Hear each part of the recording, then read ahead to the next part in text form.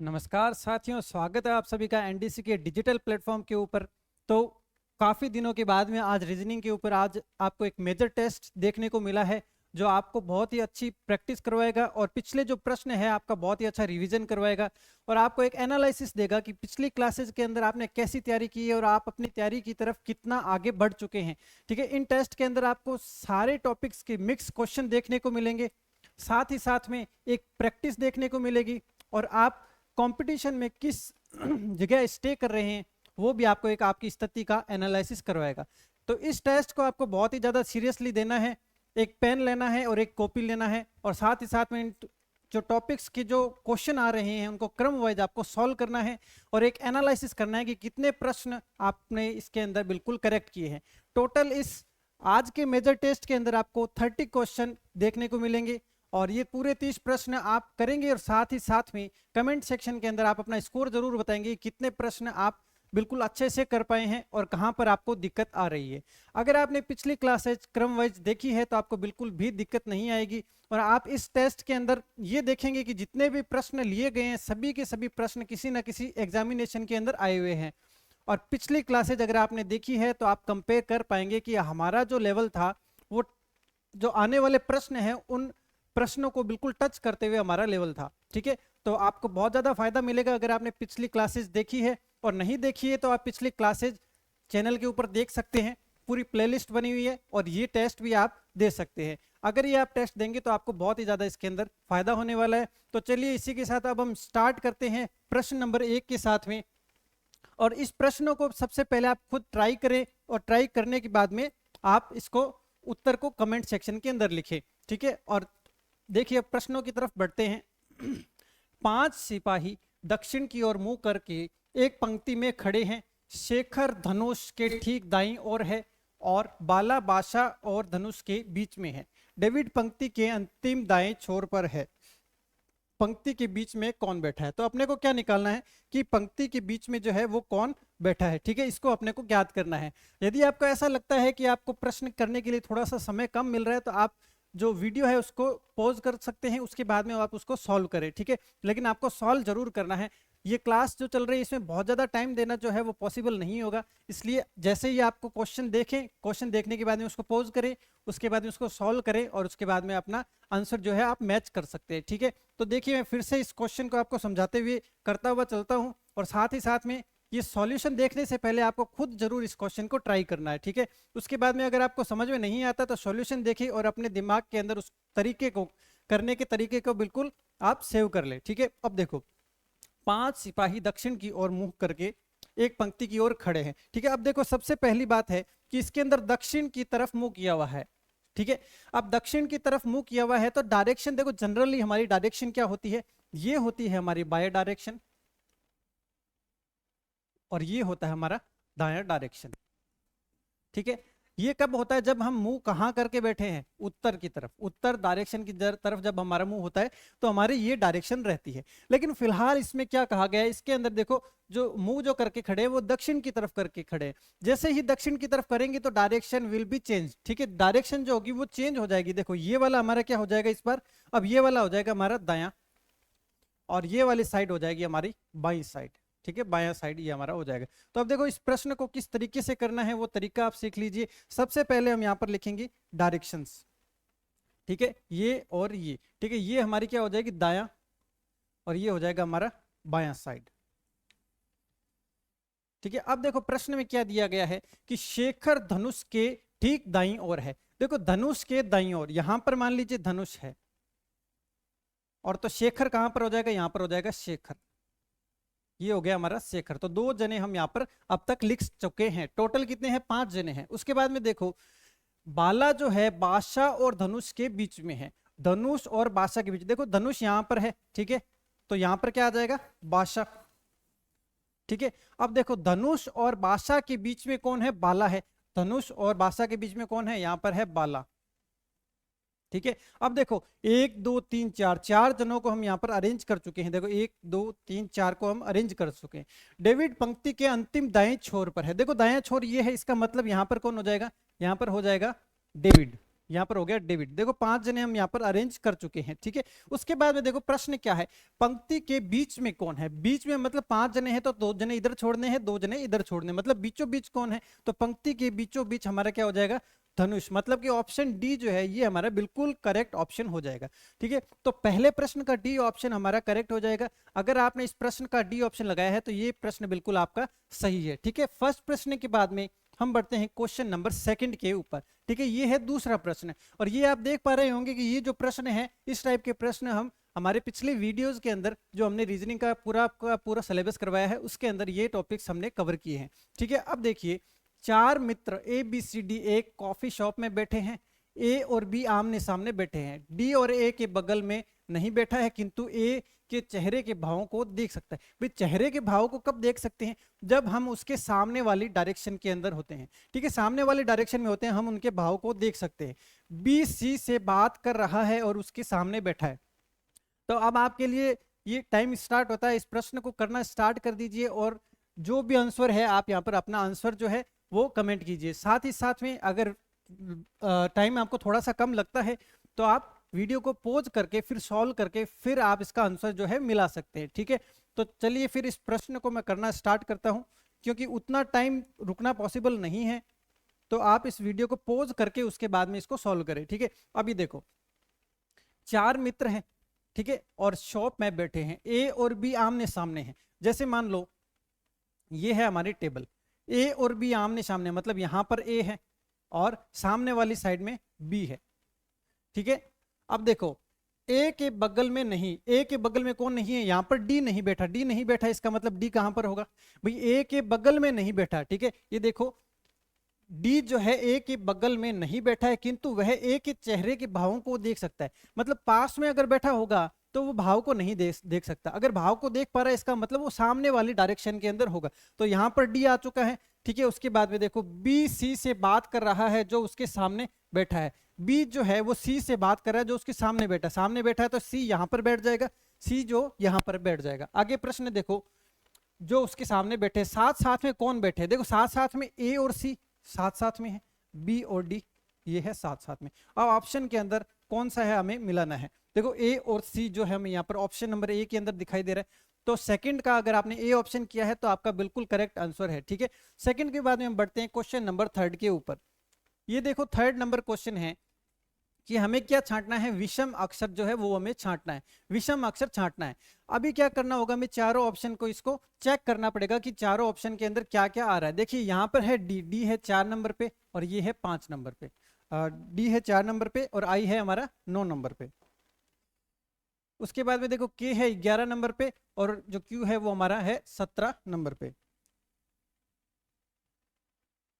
ये हो गया हमारा 17 नंबर पे, ठीक है। उसके बाद में देखो ओ है 15 नंबर पे और यू है हमारा 21 नंबर पे, ए है 1 पे और ये है 7 पे। अब हम क्या देखेंगे, इनका डिफरेंस देखो, इसका देखो कितना कितना डिफरेंस जो है वो यहाँ पर आ रहा है, ठीक है। अब इनका देखो, इनका जो डिफरेंस बन रहा है ये बन रहा है 5 का, इनका जो डिफरेंस है 6 का, इनका डिफरेंस है 6 का और इनका डिफरेंस है 6 का, ठीक है। देखो सबका डिफरेंस 6 का है लेकिन इसका डिफरेंस 5 का है। इसका मतलब इसके अंदर विषम मतलब कि ऑड कौन सा हो जाएगा, ऑप्शन ए जो है हमारा 3rd का ऑप्शन ए अगर आपने किया है तो ये आपका बिल्कुल करेक्ट आंसर है, ठीक है। 3rd का जो ए ऑप्शन हमारा बिल्कुल करेक्ट ऑप्शन हो जाएगा, ठीक है। 3rd के बाद में हम नेक्स्ट क्वेश्चन पे बढ़ते हैं, क्वेश्चन नंबर 4। देखो नीचे दिए गए विकल्पों में से विषम अक्षर का चयन कीजिए, मतलब विषम इनमें से कौन सा है जो अलग है, ठीक है। वही करेंगे हम, अल्फाबेट्स पर उनके नंबरिंग लिखेंगे और उसके बाद में उनका जो है डिफरेंस देखेंगे, ठीक है। अब देखो इसमें कैसे देखेंगे, ये देखो ए है 1 नंबर पे, ठीक है, ए है हमारा 1 नंबर पे और जी है हमारा 7 नंबर पे। आर और एक्स के अंदर देखेंगे तो देखो एक्स कितने पे है, एक्स होता है हमारा 24 नंबर पे, ठीक है, और आर हमारा 18 नंबर पे, ठीक है। उसके बाद में देखो ई है 5 नंबर पे और ये है 11 नंबर पे, एम है हमारा 13 और ये है 20 नंबर पे, ठीक है। अब हम इसका देखते हैं डिफरेंस, इसका डिफरेंस है 6 का, इसका डिफरेंस है 6 का, इसका डिफरेंस है 6 का, लेकिन इसका डिफरेंस हमारा 7 का, तो ऑड हो जाएगा। ऑप्शन डी जो है फोर्थ के अंदर डी ऑप्शन हमारा बिल्कुल करेक्ट ऑप्शन हो जाएगा। तो डी जो है हमारा बिल्कुल करेक्ट ऑप्शन हो जाएगा। ठीक है, अगर फोर्थ में अगर आपने डी ऑप्शन किया है तो आपका बिल्कुल राइट आंसर है। ठीक है, फोर्थ के बाद में बढ़ते हैं। देखो क्वेश्चन नंबर 5, सारे के सारे मिक्स क्वेश्चन चलेंगे। मिक्स क्वेश्चन से आपकी बहुत ही अच्छी प्रैक्टिस होने वाली है। तो आप 5वें प्रश्न का उत्तर दीजिए कि इसमें हमें क्या छांटना है, विषम कौन सा है, इनमें से कौन सा विषम अक्षर है। देखो यहां पर दिया हुआ है तमिलनाडु दक्षिण, पंजाब उत्तर, असम उत्तर पूर्व और केरल उत्तर पश्चिम। तो सबसे पहले हमें देखना होगा कि ये जो रिलेशन दिया हुआ है वो किस तरीके से दिया गया है। जैसे तमिलनाडु दक्षिण क्यों दिया है, ये हमें रीजन पता होना चाहिए। पंजाब उत्तर क्यों दिया गया है, ये हमें इसका रीजन पता होना चाहिए। अभी जैसे देखो तमिलनाडु जो है वो है हमारे दक्षिण के अंदर, भारत के दक्षिण के अंदर। ठीक है, यहां पर है तमिलनाडु, यहां पर है हमारा पंजाब। ठीक है, तो पंजाब उत्तर में हो गया और तमिलनाडु दक्षिण के अंदर हो गया। उसके बाद में देखो केरल और असम, असम जो है हमारा इस डायरेक्शन के अंदर पड़ता है, मतलब कि उत्तर पूर्व। ठीक है, मतलब ये 3 ऑप्शन जो है ये बिल्कुल हमारे करेक्ट दिए गए हैं। 3 ऑप्शन, मतलब कि देखो असम वाला बिल्कुल सही दिया गया है, तमिलनाडु सही है, पंजाब वाला सही है। लेकिन क्या केरल उत्तर पश्चिम में है, उत्तर पश्चिम डायरेक्शन होती है ये वाली, क्या केरल इस साइड में होता है, केरल इस डायरेक्शन के अंदर नहीं है। तो ये जो है हमारा बिल्कुल ऑप्शन जो हो जाएगा डी ऑप्शन, ये हमारा करेक्ट आंसर हो जाएगा। तो 5वें के अंदर जो डी ऑप्शन अगर आपने किया है तो डी ऑप्शन आपका बिल्कुल करेक्ट आंसर है, 5th का डी आंसर हो जाएगा। ठीक है, 5th के बाद में नेक्स्ट क्वेश्चन है क्वेश्चन नंबर 6। ठीक है, ये क्वेश्चन आप कीजिए, बिल्कुल भी आपको कोई कैलकुलेशन वगैरह कुछ नहीं करनी है, डायरेक्ट देख के लॉजिक पता लगाना है और उसमें उत्तर आपको टिक करना है। ठीक है, देखो यहाँ पर कुछ पक्षियों के नाम दिए गए, देखो विषम अक्षर हमें छांटना है, हंस, गिद्ध, चील और कीवी, ये हमें 4 ऑप्शन दिए गए हैं। इसमें से आपको बताना है कि कौन सा ऑप्शन होगा वो बिल्कुल करेक्ट ऑप्शन होगा। ऑप्शन ए कीवी, बी चील, सी गिद्ध और डी नंबर पे है हंस। तो हमें इसमें बताना है करेक्ट ऑप्शन। देखो कीवी जो है ये भी पक्षी है, ये भी पक्षी है, चारों ही पक्षी है, लेकिन जो कीवी होता है ये उड़ नहीं सकता। ठीक है, ये कीवी जो होता है ये उड़ने वाला पक्षी नहीं, ये पक्षी की श्रेणी में जरूर आता है लेकिन कीवी उड़ नहीं सकता। ठीक है, एक रीजन ये बनता है, और बाकी रीजन ये बनते हैं कि कीवी जो है वो न्यूजीलैंड का राष्ट्रीय पक्षी है, बाकी जो है ये नॉर्मल पक्षी है। तो एक रीजन इसका ये भी बनता है। ठीक है, और एक रीजन ये बनता है कि ये तीनों जो है ये इंडियन पक्षी है और ये जो है विदेशी पक्षी है। ठीक है, विदेशी पक्षी। तो इस प्रश्न का ऑप्शन ए जो है वो बिल्कुल करेक्ट हो जाएगा, और रीजन मैं आपको बता चुका हूं कि ऑप्शन ए क्यों करेक्ट होगा। ठीक है, तो 6 के अंदर फर्स्ट ऑप्शन जो है हमारा बिल्कुल करेक्ट ऑप्शन हो जाएगा। 6ठे के बाद में देखो नेक्स्ट क्वेश्चन है क्वेश्चन नंबर 7।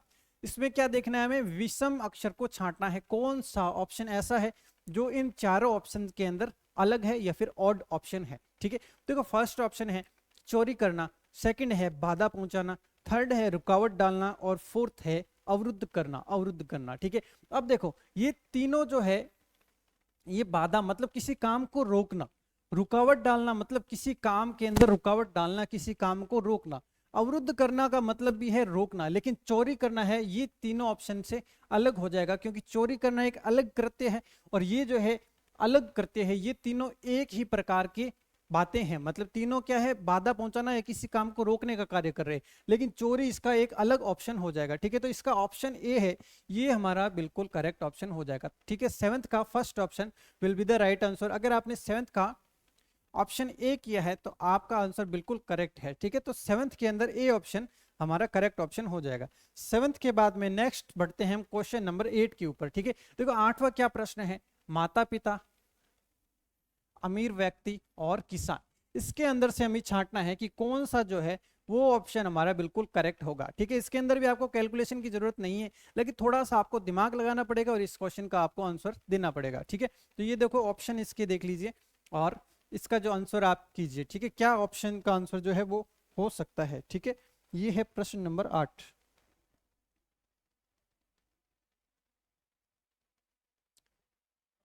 देखो इसके अंदर हम किस तरीके से कर सकते हैं, सबसे पहले देखो ये है माता पिता। ठीक है, ये जो गोला हो जाएगा हमारा, ये हो जाएगा हमारा माता पिता का, माता और पिता। ठीक है, उसके बाद में देखो अमीर व्यक्ति। ठीक है, इन माता पिताओं में से कुछ जो है अमीर व्यक्ति होंगे, इन माता पिता में से कुछ जो है अमीर व्यक्ति होंगे। ठीक है, और इसके बाद में देखो कि इसमें से इन अमीर व्यक्तियों में से कुछ किसान होंगे, मतलब किसान जो कुछ अमीर व्यक्ति हैं और कुछ माता पिता भी है। और जब कुछ का आता है तो हम इस तरीके से उसका डायग्राम बनाते हैं, जब कुछ का आता है तो इस तरीके से हम इसका डायग्राम बनाते हैं। ठीक है, तो ये हो गया माता पिता।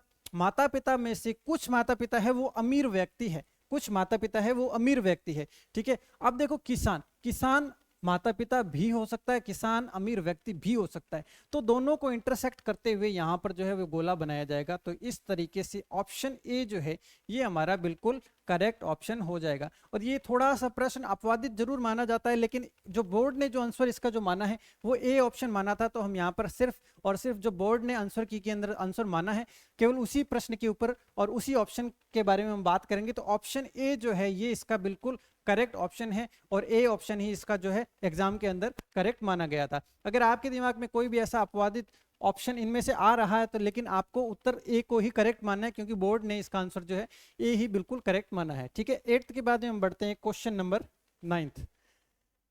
देखिए, डॉक्टर, वेतनभोगी और माता पिता। ठीक है, ये तीन हमें बनाने हैं। देखो ये हो गया माता पिता।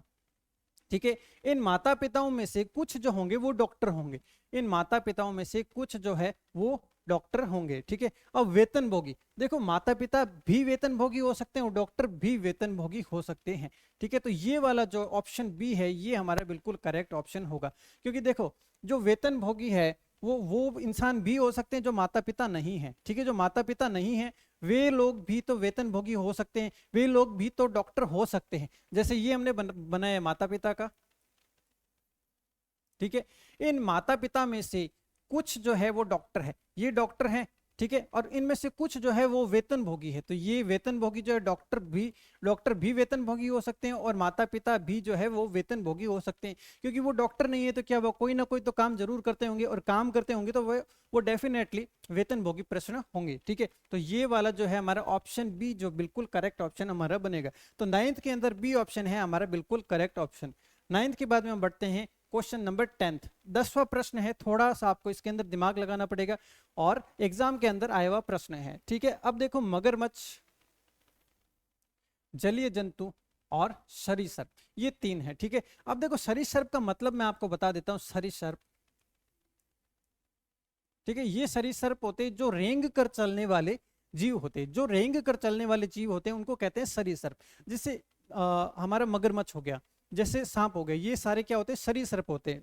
ठीक है, उसी प्रकार जलीय जंतु वो होते हैं जो जल के अंदर रहते हैं, जो जल के अंदर रहते हैं। जैसे सांप हो गया, ये जल में रहता है, साथ ही साथ में स्थल पर भी रहता है लेकिन जल में भी रहता है, तो जलीय जीव कहेंगे। मगरमच्छ है जो जल के अंदर भी रहता है, तो उसको क्या कहेंगे हम, जलीय जंतु कहेंगे। तो देखो इसका किस तरीके से डायग्राम बनेगा, सबसे पहले देखो बनेगा जलीय जंतु, ये है हमारे जलीय जंतु। और कुछ जलीय जंतु ऐसे भी है जो सरीसृप है, मतलब कुछ जल के अंदर रहने वाले ऐसे जीव भी हैं जो रेंग कर चलते हैं, रेंग कर चलते हैं, इसका मतलब वो क्या हो गए सरीसृप। लेकिन कुछ है, तो हमारा जो डायग्राम बनेगा इस तरीके से इंटरसेक्ट करते हुए बनेगा। ठीक है, तो क्या हो जाएगा, सरीसृप और जलीय जंतु हम अभी तक बना चुके हैं। अब हमें बनाना है मगरमच्छ। मगरमच्छ वो जंतु है जो जल में भी रहता है और जो सरीसृप भी है, अर्थात ये दोनों के इंटरसेक्शन के बीच में आएगा। देखो यहां पर बनेगा, जैसे ही यहां पर बनेगा इसका मतलब ये जलीय जंतु भी हो गया और ये सरीसृप के अंदर भी काउंट हो जाएगा। ठीक है, तो ऑप्शन बी जो है ये हो जाएगा हमारा बिल्कुल करेक्ट ऑप्शन। 10th का B option will be the right answer. ठीक है,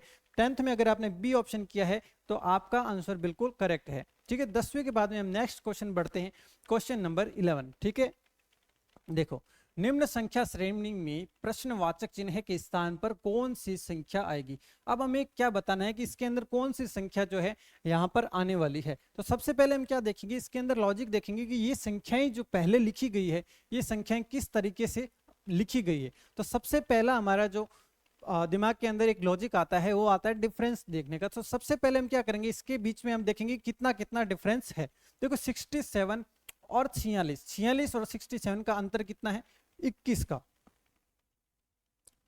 ठीक है, कितना डिफरेंस है, ये हो गया हमारा 21 का डिफरेंस हो जाएगा। और 46 और 24 के अंदर कितने का डिफरेंस है, 22 का डिफरेंस है। और 24 और 1 के अंदर कितने का डिफरेंस है, 23 का, 23। और इसके बीच में कितना, 24 का। अगला डिफरेंस कितना होगा, 25 का डिफरेंस होगा, ठीक है, 25 का डिफरेंस होगा। और देखो इसमें डिफरेंस किस तरीके से चल रहा है, माइनस के अंदर चल रहा है। देखो संख्याएं कम हो रही है, संख्या कम हो रही है, संख्या कम हो रही है, संख्या कम हो रही है, मतलब माइनस का 23 में से कितना माइनस कर देंगे, 25 का, क्योंकि हमें क्या लेना है, डिफरेंस लेना है। तो 25 और 23 कितना हो जाएगा, 48 माइनस का।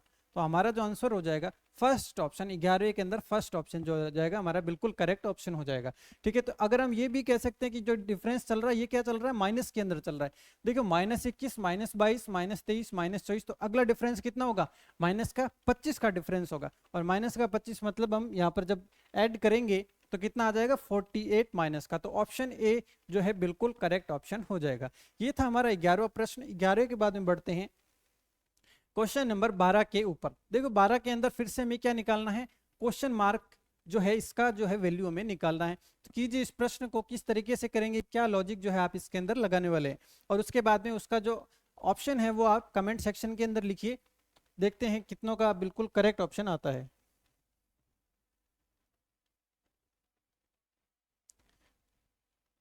तो देखिए सबसे पहले जो हमारे दिमाग में आता है वो आता है डिफरेंस लेना। हम क्या लेंगे, इसका डिफरेंस लेंगे। देखो 3 का डिफरेंस आ रहा है, इसमें कितने का डिफरेंस है, 6 का डिफरेंस है। अब अगला डिफरेंस देखो कितने का आएगा, 9 का, और अगला कितने का आएगा, 12 का। देखो ये हम चेक कर सकते हैं, 3 का, 6 का, 9 का, 12 का। एक प्रोबेबिलिटी बनती कि 3 का, 6 का, 12 का, 24 का। तो जब हम रख के देखेंगे कि 3 का डिफरेंस ठीक है, 6 का डिफरेंस ठीक है, अब हम 12 का जैसे ही डिफरेंस लेंगे, 64 और 12 कितने हो जाएंगे, 76, ठीक है। अब 76 के अंदर जब 24 जोड़ेंगे तो हमारा 85 आना चाहिए, लेकिन 85 नहीं आ रहा। इसका मतलब ये वाला लॉजिक हमारा नहीं लगने वाला, ठीक है। इसमें दो लॉजिक देखो लग सकते हैं, 3 6 9 12 वाला भी लग सकता है, 3 6 12 24 वाला भी लग सकता है। लेकिन जब हम ये लॉजिक लगाकर देखेंगे तो हमें पता चलेगा कि यहाँ पर हमें 85 नहीं मिल रहा है। इसका मतलब ये वाला लॉजिक हमारा हो जाएगा गलत। अब हमें इसके ऊपर काम करना पड़ेगा, ठीक है। अब इसको हमें लगाना पड़ेगा। तो इसको देखो किस तरीके से हम लगाएंगे, ये देखो यहाँ पर 3 का डिफरेंस, 6 का डिफरेंस, अब लगाएंगे हम 9 का डिफरेंस। और देखो बढ़ रही है, संख्या बढ़ रही है, मतलब 64 प्लस 9 कितना आ जाएगा, 73। तो हमारा यहाँ पर क्या आना चाहिए, 73। अब देखो 73 में 12 जोड़ो, 12 जोड़ेंगे तो 85 आ रहे, 85 आ रहे हैं। इसका मतलब ये वाला लॉजिक हमारा बिल्कुल करेक्ट लॉजिक है, बिल्कुल सही लॉजिक है, ठीक है। तो हमारा जो 73 ऑप्शन सी जो है ये बिल्कुल करेक्ट ऑप्शन हो जाएगा। तो 73 12th के अंदर सी ऑप्शन हमारा बिल्कुल करेक्ट ऑप्शन हो जाएगा, ठीक है। अब 12वें क्वेश्चन के बाद में हम नेक्स्ट बढ़ते हैं क्वेश्चन नंबर 13 के ऊपर, 13 नंबर प्रश्न। इसके अंदर भी देखो हमें क्या करना है, प्रश्नवाचक चिन्ह के स्थान पर कौन सी संख्या आएगी ये हमें ज्ञात करना है। और संख्या देखो क्या दी गई है, 2 6 14 30 62 126। और इस क्वेश्चन मार्क का हमें क्या निकालनी है, वैल्यू जो है वो निकालनी है। देखो 2 और 6 के बीच में कितने का डिफरेंस है, ये है 4 का डिफरेंस। यहाँ पर कितना डिफरेंस है, 8 का डिफरेंस। यहाँ पर 16 का, यहाँ पर 32 का, यहाँ पर 64 का। अब अगला डिफरेंस कितना होगा, देखो डिफरेंस क्या चल रहा है, दुगना, 4 दूनी 8, 8 दूनी 16, 16 से 32, 32 से 64, 64 से 128 का डिफरेंस होगा, 128 का डिफरेंस होगा। और डिफरेंस देखो संख्याएं जस्ट बढ़ रही है, बढ़ रही है, जुड़ रही है, ठीक है। तो अब देखो 126 में 128 हमें जोड़ने पड़ेंगे, तो कौन सा आ जाएगा, 254, 254। ऑप्शन डी जो है ये हमारा बिल्कुल करेक्ट ऑप्शन हो जाएगा। तो 13 के अंदर डी ऑप्शन हमारा बिल्कुल करेक्ट आंसर हो जाएगा, ठीक है। तो 13 के अंदर डी अगर आपने किया है तो आपका बिल्कुल करेक्ट ऑप्शन हो जाएगा, ठीक है, बिल्कुल करेक्ट हो जाएगा। अब देखो नेक्स्ट क्वेश्चन है 14 नंबर क्वेश्चन। अब इसके अंदर आप लॉजिक निकालिए कि क्या लॉजिक जो है वो लगाया जा सकता है, ठीक है। देखो इसके अंदर बी है, अगर आपको समझ में नहीं आता तो आप इस तरीके से लिख लीजिए। कोई भी अल्फाबेट का अगर क्वेश्चन होता है और उसका आप बिल्कुल रामबाण इलाज चाहते हैं तो आपको क्या करना पड़ेगा, सबसे पहले जो यहाँ पर कोडिंग लिखी हुई होती है उसकी कोडिंग उसके नीचे लिखनी है, PGCPT, उसकी हमें कोडिंग जो है जस्ट उसके नीचे लिखनी है, ठीक है। ये उसका रामबाण इलाज है। जैसे जैसे अगर 5-7 क्वेश्चन इस तरीके से आप करेंगे तो डेफिनेटली आपके सारे के सारे क्वेश्चन जो है सॉल्व होने लग जाएंगे, ठीक है। अब जैसे देखो ये है बी से डी आया, मतलब +2 चल रहा है। आर से पी मतलब कि -2, ए से सी मतलब कि +2, आई से जी मतलब कि -2, एन से पी मतलब कि +2। तो इसके अंदर क्या चल रहा है, इसमें चल रहा है +2 -2 +2 -2, और प्लेस जो है वो चेंज कर देना है, फर्स्ट प्लेस वाला लास्ट प्लेस पे और लास्ट प्लेस वाला फर्स्ट प्लेस पे हमें लिखना है। तो अब हमें किसका ज्ञात करना है, हमें निकालना है ZURIC, और कैसे चलेगा, देखो +2 -2 +2 -2 और +2। अब देखो Z का +2 अगर हम चलते हैं तो कितना चलेगा, B, ठीक है, Z से अगर +2 हम चलते हैं तो हमारा क्या आ जाएगा, B। उसके बाद में देखो U से 2 माइनस में चलना है, U से जैसे ही माइनस में चलेंगे तो क्या आ जाएगा, यहाँ पर आ जाएगा हमारा S। उसके बाद में देखो R से +2 चलना है, PQRST, ठीक है, तो T आ जाएगा हमारा यहाँ पे। उसके बाद में I से -2 चलना है, ठीक है, इसका मतलब क्या आ जाएगा हमारे यहाँ पर G आ जाएगा, ठीक है।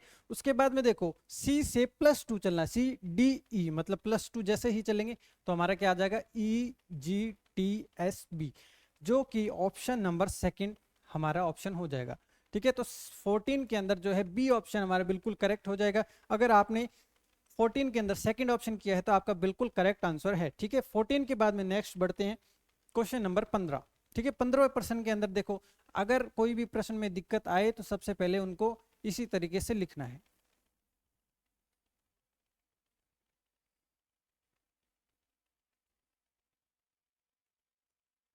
ठीक है, ये हमें इस तरीके से लिखना है। अब देखो एक चीज देखिए, M से N चल रहा है, A को 5 लिख दिया, C से X, H से S और I को 3 लिख दिया, ठीक है। अब देखो इसमें चल क्या रहा है, इसमें जो भी आपको दिए गए हैं अल्फाबेट्स जो भी दिए गए हैं, जैसे ये हो गया, ये ये ये, ठीक है, ये सभी अपने को ऑपोजिट लिखे गए हैं। जैसे कि हमने प्रीवियस वीडियो के अंदर देखा था कि ये पूरक पढ़े थे, जिसके अंदर जो जैसे स्टार्टिंग से 7 नंबर पे जी आता है तो एंडिंग से 7 नंबर पे जी जो आता है हमारा टी आता है, ठीक है। तो ये पूरक हमने याद किए थे पिछले वीडियो के अंदर। तो देखो जैसे एम का पूरक होता है एन, सी का पूरक होता है एक्स, एच का एस, ये हमने याद किए थे, ठीक है। एन का एम हमने ये याद किए थे। तो ये जो लिखे गए हैं ये इनके पूरक जो है वो पूरक लिखे गए हैं, ठीक है, वो पूरक लिखे गए। लेकिन ये नंबरिंग क्यों लिखी गई, नंबरिंग लिखी गई जो जो वोवल्स है A E I O U, उन वोवल्स जो भी हैं वहां पर हमने गणित के अक्षरों को लिखा है, गणित के अक्षरों को लिखा है।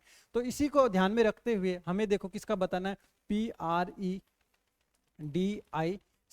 प्रिडिक्ट का जो है हमें इसके अंदर बताना है कि प्रिडिक्ट के अंदर जो है कौन सा आने वाला है। देखो यहाँ पर और यहाँ पर ये दोनों वोवल्स है, यहाँ पर हमें गणित के अक्षर देखने हैं, मतलब 3 नंबर और 5 नंबर पे हमें गणित के अक्षर देखने हैं। ये देखो 3 नंबर पे, ठीक है, 3 नंबर पे और 5 नंबर पे, देखो ये ऑप्शन तो हमारा कट जाएगा क्योंकि 2 नंबर पे भी जो है गणित का अक्षर है जो कि हमें नहीं चाहिए, क्योंकि जहां पर वोवल्स है खाली वहां पर हमें गणित का अक्षर मिलने वाला है। अब देखो पी है, पी का जस्ट ऑपोजिट क्या होता है, पी के हमने याद किया था, तो पी का जस्ट ऑपोजिट होता है के, ठीक है।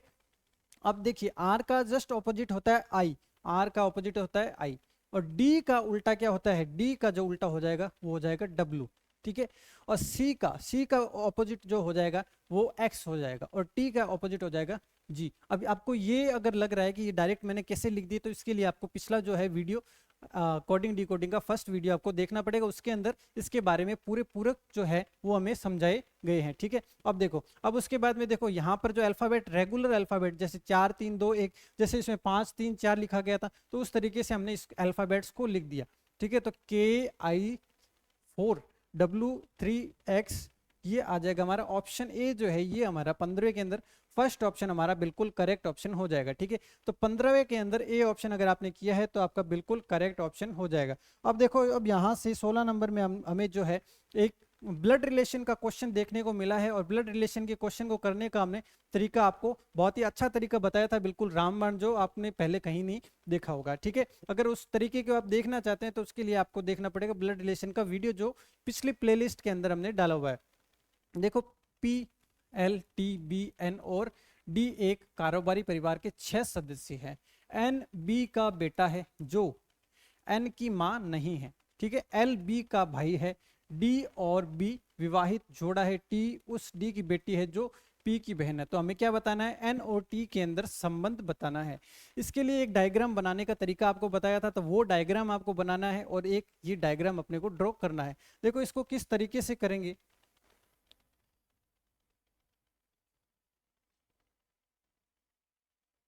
देखो बी का बेटा, ठीक है, ये है बी, बी का बेटा कौन है, एन, एन बेटा है, इसके लिए इसको हम इस तरीके से शो करेंगे। जैसा कि हमने आपको बताया था कि मेल को हम शो करते हैं इस निशान से और फीमेल को शो करते हैं इस निशान से, ठीक है।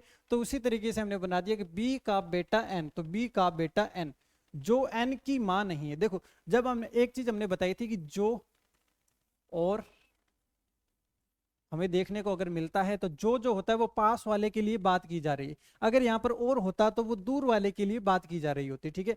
तो अभी यहाँ पर बात की है कि एन बी का बेटा है, जो मतलब कि बी, मतलब कि बी एन की मां नहीं है। देखो एन की मां नहीं है तो क्या होगा, एम का पिता होगा, एम की मां नहीं है तो ये क्या हो जाएगा, एन का पिता हो जाएगा, ठीक है। उसके बाद में देखो बी का भाई एल, बी का भाई एल, तो ये हो जाएगा बी का भाई एल, एल भाई है, इसका मतलब इसको किससे शो करेंगे, मेल है, मेल को हम शो करते हैं इस निशान से, ठीक है। उसके बाद में देखो डी और बी एक विवाहित जोड़ा है, देखो बी और डी, ठीक है, ये एक विवाहित जोड़ा है, ये एक क्या हो जाएगा, एक विवाहित जोड़ा है। अब देखो टी उस डी की बेटी है, टी जो है, टी जो है उस डी की बेटी है जो पी की बहन है, ठीक है, पी की बहन, ठीक है, पी की बहन डी, ठीक है, और बेटी है कौन है, टी, टी जो है बेटी है, ठीक है, टी जो है इसकी बेटी हो जाएगी, ये होगी इसकी बेटी, ठीक है। अब देखो एन और टी के अंदर हमें संबंध बताना है, एन और टी के अंदर देखो एन और टी आपस में देखो क्या लगेंगे, जैसे टी है, ठीक है, एन जो है इसका क्या लग जाएगा, भाई लग जाएगा। देखो टी और एन क्या है, एक दूसरे के भाई बहन है, और हमने एक बात की थी कि जो पहले नंबर पर आता है हमें उसके बारे में लिखना होता है, तो एन के अंदर देखो एन तो हो जाएगा भाई और टी हो जाएगी बहन, ये हो जाएगी बहन, लेकिन हमें जो पहले नंबर पर आता है हमें उसके बारे में लिखना होता है, तो पहले नंबर पर आता है एन, एन आता है, तो ऑप्शन नंबर डी जो है ये हमारा बिल्कुल करेक्ट ऑप्शन हो जाएगा। तो 16वें के अंदर जो है डी ऑप्शन अगर आपने किया है तो ये ऑप्शन आपका बिल्कुल करेक्ट है। 16 के बाद में नेक्स्ट बढ़ते हैं क्वेश्चन नंबर 17 के ऊपर, ये भी एक ब्लड रिलेशन का एक क्वेश्चन है, बहुत ही शानदार क्वेश्चन है। इस क्वेश्चन को देखो किस तरीके से करेंगे, एक्स और वाई भाई भाई है, देखो ये है एक्स और ये है वाई, दोनों भाई भाई है, इसका मतलब दोनों मेल है, और मेल को हम इस तरीके से शो करते हैं। उसके बाद में देखो आर का पिता, वाई का पिता आर, वाई का जो पिता है मतलब मेल है, तो इस तरीके से हम शो करेंगे, ठीक है। वाई का पिता कौन है, आर है, ठीक है। उसके बाद में देखो एस टी का भाई है और एक्स का मामा है, जैसा कि मैंने आपको बताया था कि जो होता है वो होता है, अगर यहाँ पर जो आता तो ये बात की जा रही होती टी के बारे में, लेकिन यहाँ पर और दिया गया है, और मतलब कि जो पहले नंबर पे आता है उसके लिए बात की जाती है, और ये तरीका मैंने आपको ब्लड रिलेशन के अंदर पहले बताया है कि जो और को किस तरीके से जो है वो हमें यूज करना होता है, ठीक है। अब देखो टी का भाई एस, टी का भाई एस और एक्स का मामा है, देखो और की बात की जा रही है मतलब एस के बारे में बात की जा रही है, मतलब एक्स का मामा कौन है, एक्स का मामा है एस, देखो एस यहां पर आ जाएगा, एस मामा है, एस मामा है, इसका मतलब यहां पर इसकी कोई ना कोई माता जरूर बननी चाहिए, उस माता का जो भाई होगा वो क्या हो जाएगा, वो इसका मामा बन जाएगा, ये मामा बन जाएगा, मतलब ये मेल है, ठीक है। अब देखो टी का भाई एस, देखो ये भाई है तो टी का भाई एस, टी यहां पर आएगा तभी तो ये भाई बनेगा इसका, भाई टी यहां पर आएगा तभी तो एस उसका भाई बनेगा, ठीक है। उसके बाद में देखो टी का आर से क्या संबंध, देखो टी और आर जो हमें पहले नंबर पर मिलता है,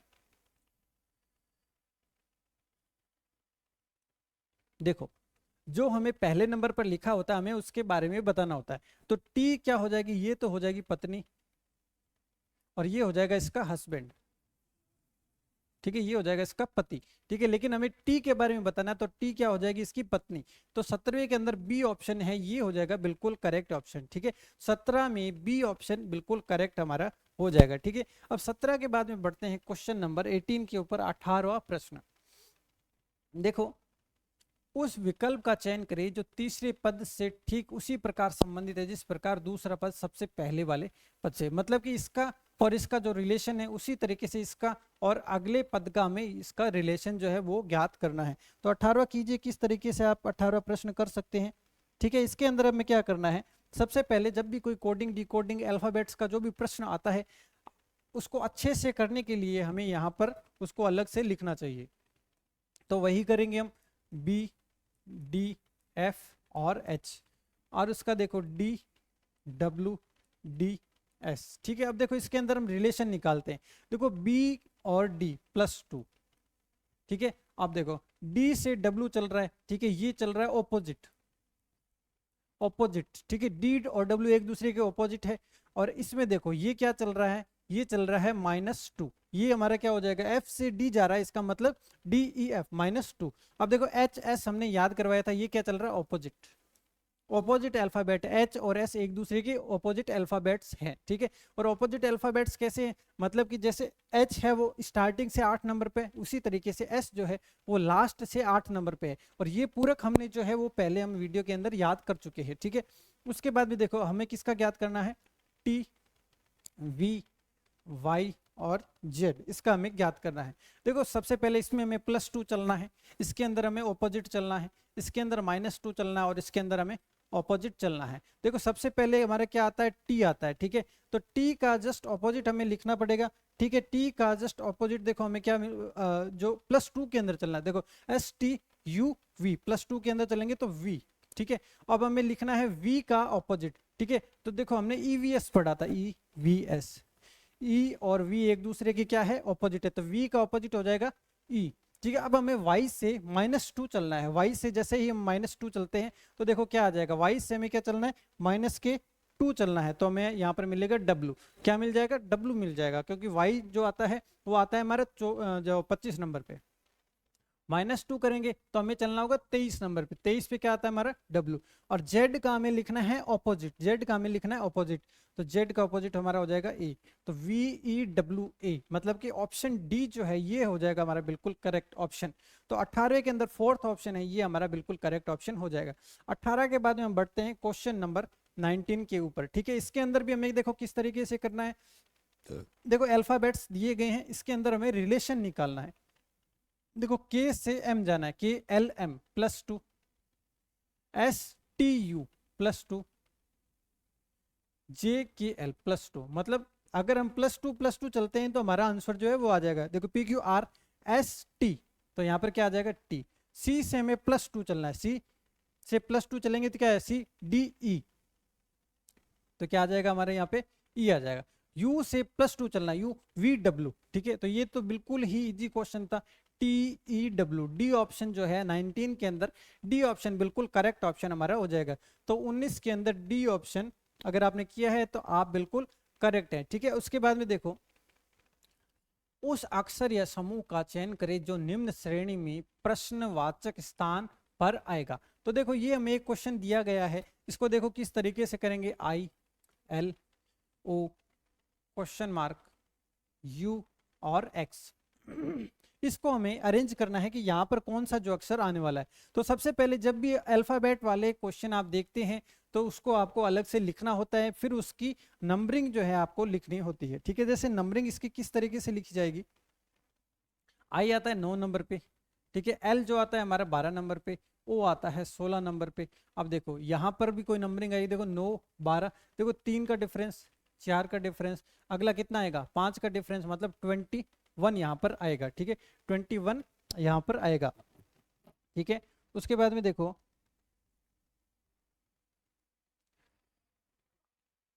IJKL प्लस का 3 नंबर पे, ये देखो 3 का डिफरेंस आया, इसमें कितने का डिफरेंस आ गया 4 का, तो इसमें देखो 5 का डिफरेंस आना चाहिए, कितने का डिफरेंस आएगा 5 का जो हमें यहाँ पर डिफरेंस देखने को मिलेगा, ठीक है। तो 5 का जैसे ही डिफरेंस आएगा तो 21 नंबर पे क्या आता है, 21 नंबर पे हमारा देखो थोड़ा सा क्वेश्चन के अंदर थोड़ा सा एरर है, AD, ठीक है।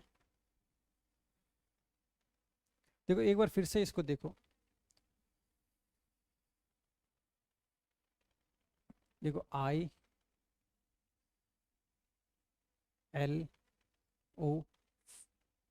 ठीक है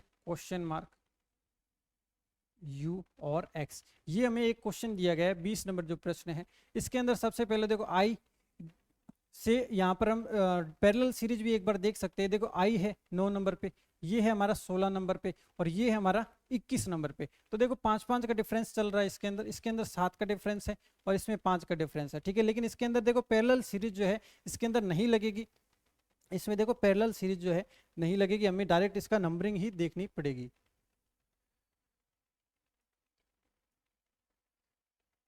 यहाँ पर आएगा हमारा एल।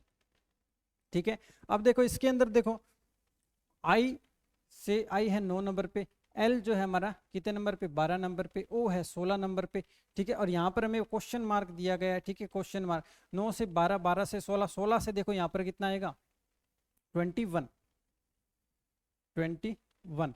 तो अब देखो 21 नंबर पे जो है हमारे कितना आ रहा है u आ रहा है, और u यहाँ पर दिया गया है। इसका मतलब थोड़ा सा इस क्वेश्चन के अंदर कुछ ना कुछ जो है फॉल्ट हो सकता है। इस क्वेश्चन को एक बार चेक कर लेंगे, एक बार 20वें नंबर प्रश्न को आप एक बार इसको होल्ड पे रखना। ठीक है, या तो नेक्स्ट क्लास के अंदर डिस्कशन कर लेंगे इसके ऊपर, या फिर ये जो क्वेश्चन है इसके अंदर कुछ ना कुछ टाइपिंग मिस्टेक जो है वो लग रही है। ठीक है, तो इसको एक बार के लिए आप होल्ड पे रखिए 20 नंबर क्वेश्चन को एक बार, और इसको आप बोनस क्वेश्चन की तरह मानना, मतलब इसको इसका मार्क्स आप अपने मार्क्स के अंदर जोड़ते हुए ही आपको कमेंट सेक्शन के अंदर इसको आगे अपने जो मार्क्स जो है वो काउंट करने। ठीक है, तो 20 को आप एक बार बोनस मान लीजिए। 20 के बाद में हम बात करते हैं क्वेश्चन नंबर 21। 21 नंबर क्वेश्चन देखो, A D C ji F के और जे। देखो इसका देखो ए से सी, बी सी मतलब +2 चल रहा है, सी से एफ देखो सी डी ई एफ कितना चल रहा है +3 चल रहा है, एफ से जे चल रहा है, एफ जी एच आई जे +4 चल रहा है। ठीक है, अब देखो D E F G +3, G H I J K 4, तो अगला देखो क्या चलेगा 5 चलेगा। ठीक है, तो K L M N O P. ठीक है, तो यहाँ पर क्या आ जाएगा हमारा पी आ जाएगा। ठीक है, तो आ जाएगा हमारा यहाँ पर पी। तो ऑप्शन जो हमारा हो जाएगा, देखो एक बार फिर से चेक कर लो इसके अंदर, देखो ए से डी,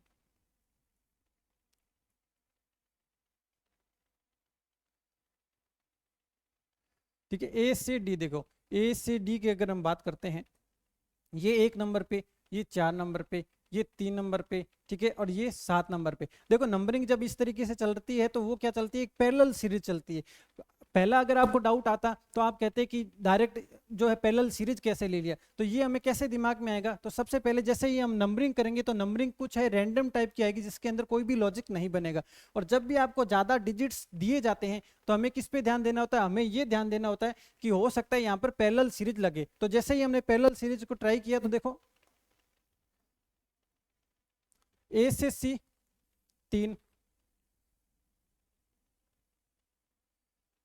बी सी देखो +2, ये हो गया +2, सी से एफ +3, ये हो गया +4। तो इसी तरीके से हमारा क्या उत्तर आ जाएगा, हमारा जो ऑप्शन डी है ये हमारा बिल्कुल करेक्ट हो जाएगा। और इसमें कैसी सीरीज चलेगी, इसमें चलेगी पैरेलल सीरीज चलेगी, जिसके अंदर एक एक डिजिट जो है वो बढ़ता ही चला जाएगा। ठीक है, एक एक डिजिट जो है बढ़ता चला जाएगा। ठीक है, तो 21 के बाद में हम नेक्स्ट बात करते हैं क्वेश्चन नंबर 22।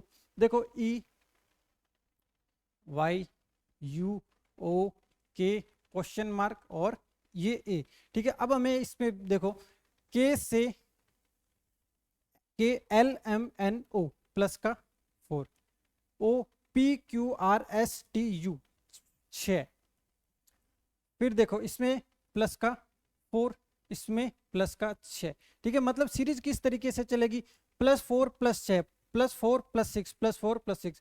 तो इनका देखो ये होगा +4 और ये आपस में हो जाएगी +6। ठीक है, तो अब देखो ए से +4 जैसे ही हम चलते हैं बी सी डी ई, तो यहाँ पर क्या आ जाएगा हमारा ई आ जाएगा, यहाँ पर क्या आ जाएगा हमारा ई। ठीक है, तो ई आ जाएगा, तो ऑप्शन ए जो है ये बिल्कुल हमारा करेक्ट ऑप्शन हो जाएगा। 22वें के अंदर ए ऑप्शन जो है बिल्कुल करेक्ट ऑप्शन होगा। 22 के बाद में देखो नेक्स्ट क्वेश्चन नंबर 23 कीजिए। आपको 23 नंबर क्वेश्चन का जवाब देना है कि 23 नंबर क्वेश्चन के अंदर क्या आंसर आएगा। ठीक है, तो 23 नंबर देखिए,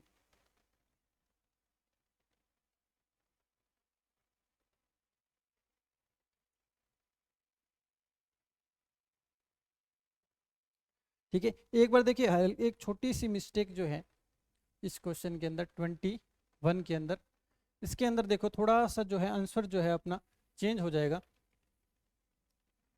देखो ए से सी, सी से एफ, एफ से जे। ठीक है, अब हम देखो डी से जी चलेंगे, डी ई एफ जी +3, जी से के चलेंगे, जी एच आई जे के तो +4। अगला देखो कैसा कैसा बनेगा, प्लस का 5 बनेगा। तो के से जैसे ही हम +5 चलेंगे, LMNO, ठीक है, OP, ठीक है, तो अपना जो ऑप्शन आएगा वो करेक्ट है। ठीक है, ठीक है, ठीक है, कोई दिक्कत नहीं इसके अंदर।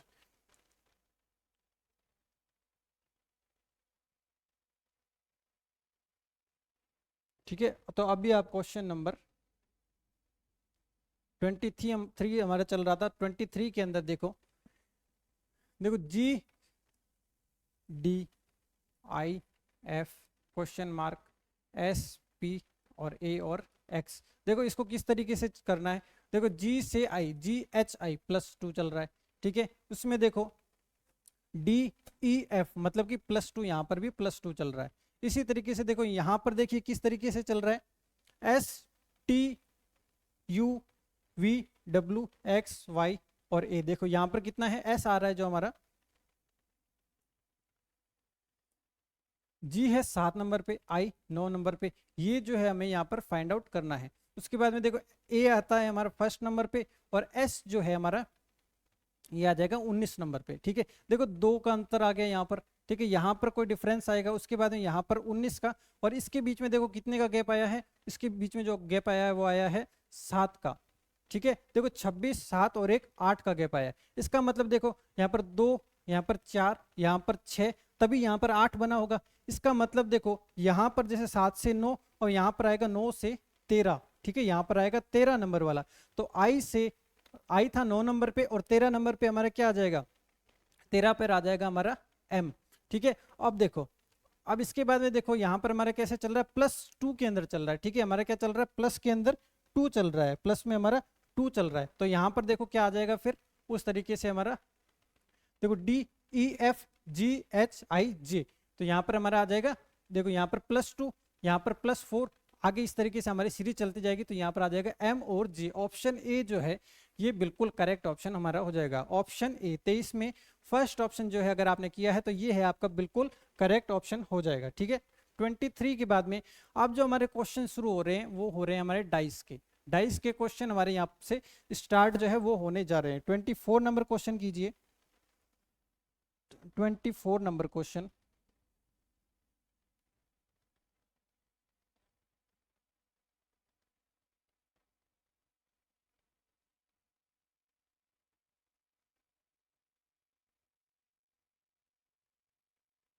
ठीक है, अब देखिए इसके अंदर देखो, एक दर्शाने वाले फलक के विपरीत फलक की संख्या की, मतलब एक के विपरीत हमें ज्ञात करना है। देखो एक तरीका मैंने आपको बताया था कि सबसे पहला टास्क हमें डाइस के अंदर यही देखना होता है कितनी संख्याएं जो है वो कॉमन आ रही है। जैसे मान लो अगर मैं ये वाला डाइस देखता हूं, देखो 1 5 3 4 1, मतलब एक संख्या जो है वो है कॉमन।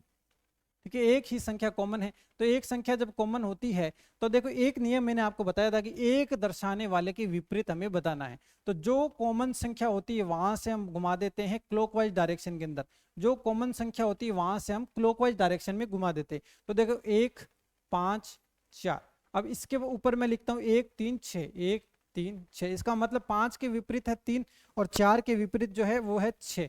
लेकिन हमें क्या ज्ञात करना है, एक के विपरीत। तो देखो एक के विपरीत क्या आ जाएगा, ए के विपरीत हमारा आ जाएगा 2। तो 1 के ऑपोजिट हमारा क्या आ जाएगा, 2 जो है एक के विपरीत आ जाएगा। देखो एक करने का तरीका इसका और भी होता है, लेकिन जब एक संख्या कॉमन होती है तो हम यही तरीका जो है वो हम अप्लाई करते हैं। ठीक है, 24 के बाद में हम बढ़ते हैं क्वेश्चन नंबर 25। देखो 25 के अंदर 6 संख्या वाले फलक के सामने वाली फलक पर संख्या ज्ञात कीजिए।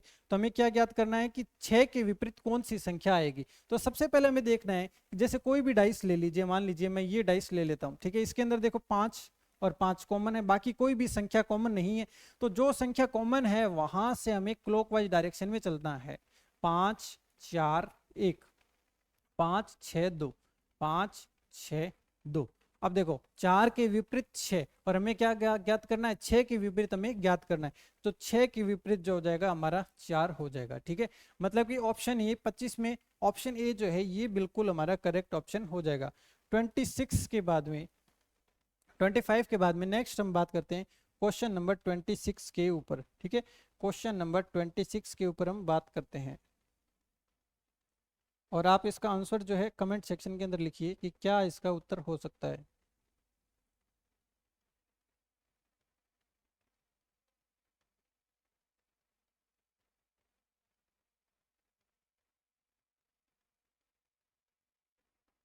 ठीक है, अब देखो एक संख्या वाले फलक के सामने वाली संख्या पर, देखो एक संख्या कॉमन कितनी संख्या है, देखो 1 कॉमन है, उसके अलावा कोई भी संख्या कॉमन नहीं है। जब कोई भी संख्या कॉमन नहीं है तो हमें क्या चलना है, क्लॉकवाइज डायरेक्शन के अंदर। तो 1 3 4, यहाँ पर 1 5 6 1 5 6। अब देखो 3 के पीछे है 5, 4 के पीछे है 6, तो 1 के विपरीत जो एक बची हुई संख्या जो होगी वो 1 के विपरीत हो जाएगी, तो हो जाएगी 2। ठीक है, तो ए ऑप्शन 26 के अंदर फर्स्ट ऑप्शन ये जो है हमारा बिल्कुल करेक्ट ऑप्शन हो जाएगा। ठीक है, 26 के अंदर ए ऑप्शन हमारा करेक्ट ऑप्शन हो जाएगा। उसके बाद में देखो हम बात करते हैं क्वेश्चन नंबर 27। 27 देखो एक ही पासे की 3 अलग अलग स्थितियां दिखाई गई है, उसमें से हमें चयन करना है जो एट द रेट है, एट द रेट के विपरीत फलक पर क्या होगा, ये हमें क्या है ज्ञात करना है। एट द रेट के विपरीत फलक पर हमें ज्ञात करना है। ठीक है, अब देखो हमें क्या करना पड़ेगा, हम एक डाइस लेंगे जिसके अंदर हम कॉमन देख लेंगे। देखो फर्स्ट, ये है थर्ड और फर्स्ट डाइस को हम देखते हैं कि इसमें कितनी संख्या जो कॉमन है। देखो एक ये वाली संख्या कॉमन है इसके अंदर, बाकी कोई भी संख्या कॉमन नहीं है। जब कॉमन नहीं होती है तो हम क्या करते हैं, हम घुमाते हैं इसको क्लॉकवाइज डायरेक्शन के अंदर। तो देखो क्लॉकवाइज अगर मैं घुमाऊंगा तो इस ये संख्या प्लस और एट द रेट, अब इसके अंदर देखो ये संख्या और हैज। तो अब देखो हमें किसका निकालना है, एट द रेट, तो एट द रेट के सामने क्या आएगा, हैज आएगा। एट द रेट के सामने है हमारा हैज, तो ऑप्शन डी जो है ये 27 का ऑप्शन डी जो बिल्कुल करेक्ट ऑप्शन हो जाएगा। 27 के बाद में नेक्स्ट बढ़ते हैं हम क्वेश्चन नंबर 28। 5 बिंदु दर्शाने वाले फलक के विपरीत, 5 बिंदु दर्शाने वाले फलक के विपरीत। तो हमारा एक रूल है कि जब भी हमें जो कॉमन दिखाई देता है उसके अकॉर्डिंग हम क्लॉकवाइज डायरेक्शन के अंदर घूमते हैं। तो देखो इसके अंदर 2 कॉमन है, क्या और कोई संख्या कॉमन है, कोई भी संख्या कॉमन नहीं है। तो देखो हम इसको लेकर क्लॉकवाइज डायरेक्शन के अंदर राउंड करेंगे। तो 2 4 1, यहां पर है 2 6 3।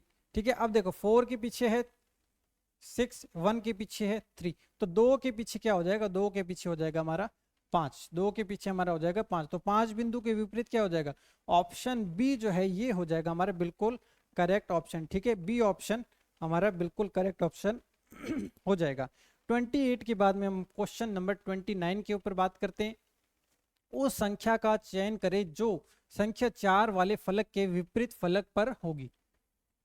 4 के विपरीत फलक पर कौन सा होगा ये हमें ज्ञात करना है। तो देखो सबसे पहले हम क्या करेंगे, देखो जैसे ये 2 डाइस है, इन दोनों डाइस में 1 हमें कॉमन दिखाई दे रहा है। ठीक है, उसके बाद में देखो 1 2 4 5 6 और कोई भी संख्या कॉमन नहीं है, तो जो संख्या कॉमन है वहां से हम क्लॉकवाइज डायरेक्शन के अंदर राउंड करते हैं। तो देखो 1 4 6, ठीक है, यहां से हम क्लॉकवाइज डायरेक्शन में राउंड करेंगे 1 5 2। तो देखो 4 के पीछे क्या आ गया 5 और 6 के पीछे हमारा आ गया 2, लेकिन हमें ज्ञात करना किसका है, 4 का ज्ञात करना है। तो 4 के पीछे क्या हो जाएगा हमारा 5 आ जाएगा, 4 के पीछे 5। तो ऑप्शन बी जो है ये हो जाएगा हमारा बिल्कुल करेक्ट ऑप्शन हो जाएगा। ठीक है, 29 के बाद में फाइनल क्वेश्चन 30 नंबर क्वेश्चन।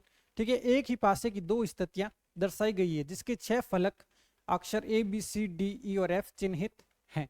अक्षर डी चिन्हित फलक के विपरीत कौन सा मतलब हमें क्या ज्ञात करना है, डी के विपरीत हमें ज्ञात करना है कि डी के विपरीत जो है वो कौन सा फलक आएगा।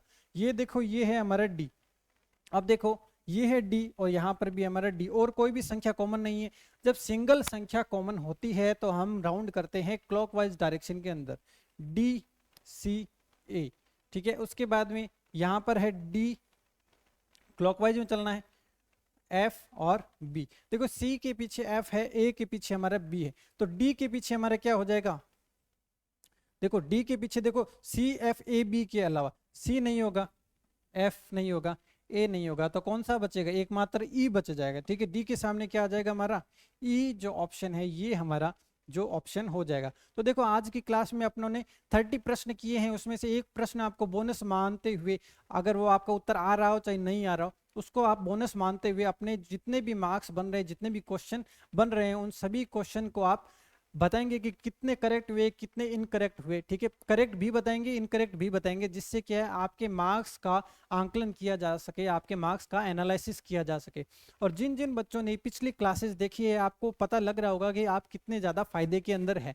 ठीक है, फर्स्ट ग्रेड के अंदर मैथ रीजनिंग का बहुत बड़ा योगदान है। ठीक है, तो इन टॉपिक्स को आपको इतना ध्यान से करना है कि आपके मार्क्स जरूर इंक्रीज होंगे, और इस टेस्ट के बाद में आप ये जरूर अपना जो है रिव्यू जरूर देंगे कि आपको कितना फायदेमंद लगा, ये टेस्ट सीरीज आपको कितनी फायदेमंद लगी। ठीक है, आपको क्या करना है, अपने मार्क्स बताने हैं।